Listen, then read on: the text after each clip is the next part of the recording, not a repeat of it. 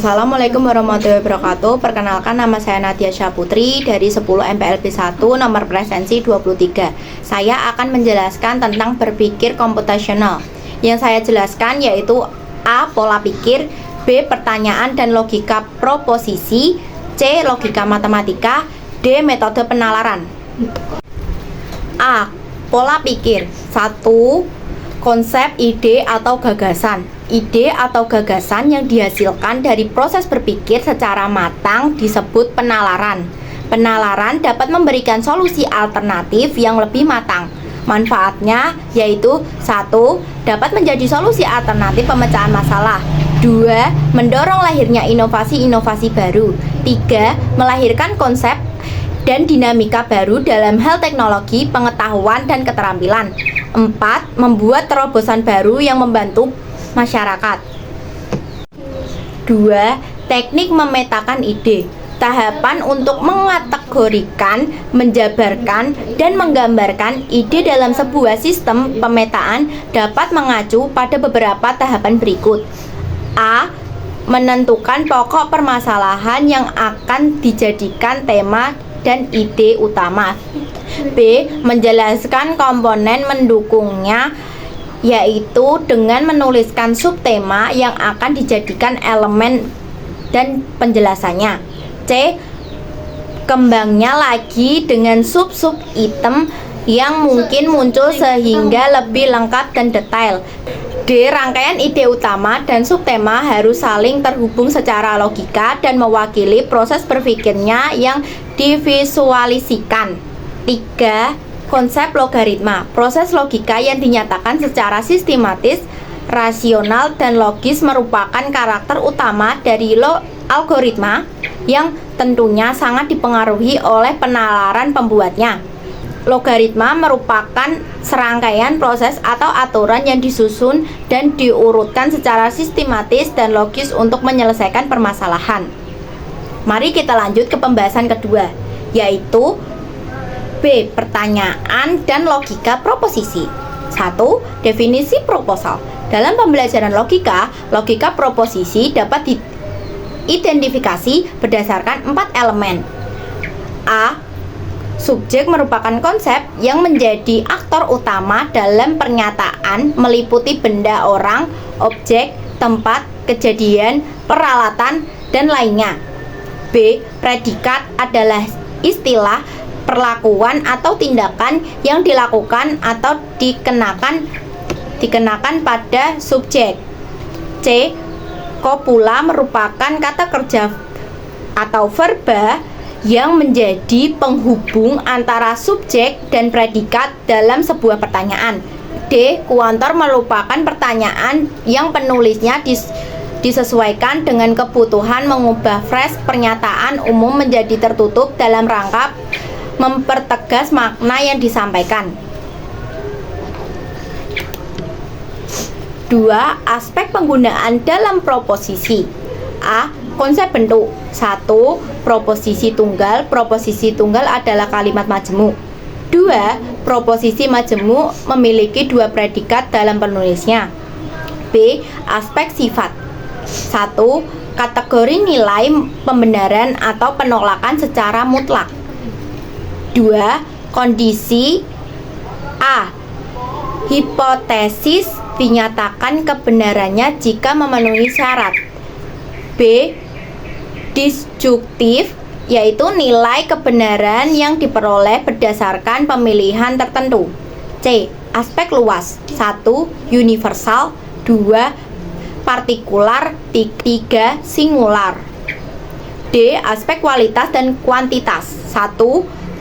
Proposisi positif atau afirmatif. 2. Proposisi negatif. Lanjut, kita menuju ke pembahasan ketiga, yaitu logika matematika. Logika matematika adalah acuan berpikir tentang bagaimana mengambil suatu kesimpulan dari kondisi tertentu. Melalui logika semacam ini, kamu akan dilatih untuk selalu logis dan teliti dalam mengambil setiap kesimpulan. Misalnya saja, kamu harus bisa membedakan suatu kalimat termasuk pernyataan, bukan pernyataan, atau kalimat terbuka, Logika matematika hanya akan berlaku pada pernyataan. Lantas bagaimana dengan kalimat terbuka? Tentunya berlaku ya. Kalimat ini adalah kalimat yang belum dimiliki nilainya kebenaran. Contoh 1 yaitu 2x plus 3 sama dengan 7. Contoh 2, hari ini akan berpotensi hujan. Contoh 3, besok telur ayam akan menetas. Itu kan belum tentu semuanya akan terjadi besok atau jawabannya itu sendiri. 5 istilah dalam logika matematika. Yang pertama yaitu negasi. Negasi adalah metode membalikan nilai sebelumnya yang semula benar menjadi salah dan salahnya menjadi benar. 2. Konjungsi.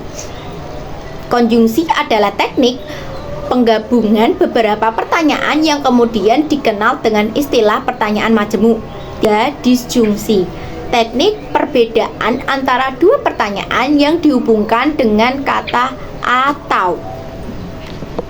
4. Implikasi. Implikasi adalah yang menggunakan kata penghubung jika, maka dengan notasi metode simbol berupa panah. 5. Bimplikasi. Bimplikasi adalah dengan menggunakan kata penghubung jika dan hanya jika. Lanjut kita ke pembahasan keempat yaitu metode penalaran. Dalam Kamus Besar Bahasa Indonesia, penalaran diartikan sebagai cara menggunakan nalar, pemikiran, atau cara berpikir logis. Proses mental dalam mengembangkan pikiran dari beberapa fakta atau prinsip. Ciri-ciri penalaran yaitu proses berpikir logis, bersifat analitik, rasional. Jenis-jenis penalaran. Penalaran deduktif. Penalaran deduktif dianggap oleh banyak orang sebagai standar untuk penelitian ilmiah. Metode ini penelitian memulai dengan teori dan hipotesis. Kemudian melakukan penelitian untuk menguji apakah teori dan hipotesis dapat dibuktikan benar dengan kasus tertentu. Dengan membentuk penalaran ini, jika ada sesuatu yang benar dalam kategori tertentu, maka hal tersebut dianggap benar untuk semua hal dalam kategori tersebut secara umum. Penalaran deduktif dapat digolongkan menjadi dua macam, yaitu seperti berikut. A. Metode silogisme, yaitu silogisme negatif dan silogisme error. B. Metode Entyman. Selanjutnya ada penalaran induktif. Metode penalaran yang bertolak dari peristiwa khusus untuk menentukan hukum umum. Kesimpulan ditarik dari satu atau lebih fakta. Pemikiran induktif dimulai dengan pengamatan khusus atau contoh nyata dari kejadian atau dari proses sosial dan berlanjut secara analisis terhadap generalisasi dan teori yang luas berdasarkan kasus yang diamati. Biasanya disebut pendekatan dari bawah ke atas karena dimulai dengan kasus tertentu di lapangan dan bekerja sehingga tingkat abstrak teori. Aktivitas yang sering dikerjakan dalam proses penalaran induktif sebagai berikut. A. Analogi yang dilakukan merupakan aktivitas pengambilan simpulan dengan mempertimbangkan keseragaman data atau proses. B. Generalisasi adalah teknik penetapan simpulan berdasarkan kumpulan data yang telah dianalisis terlebih dahulu. C. Transduktif merupakan metode penalaran poin simpulan terhadap kasus yang bersifat khusus yang diimplementasikan kasus lainnya. D. Mempredikasi kebenaran jawaban terhadap personal solusi pemecahan masalah, ekstrapolasi dan interpolasi. E. Menggambarkan model sifat pernyataan fakta korelasi atau hubungan yang pattern atau pola. F. Menerapkan teknik analisis terhadap pola hubungan situasi kemudian disusun menjadi konjektur. Selanjutnya ada aduktif. Metode penalaran yang dilakukan dengan mengambil salah satu opsi argumentasi atau alasan yang dianggap mendekati kebenaran dari beberapa pilihan argumentasi. Untuk penyelesaian proses pemilihan jenis argumentasi terbaik dari sekian banyak pilihan, ada 4 solusi yang dapat dilakukan, yaitu sebagai berikut. A. Simplicity atau kesalahan. B. Koherensi atau koherensi. C. Predicability atau predikabilitas. D. Komprehensif atau komprehensi. Sekian penjelasan dari saya, semoga bermanfaat dan mudah dipahami. Sekian, terima kasih. Wassalamualaikum warahmatullahi wabarakatuh.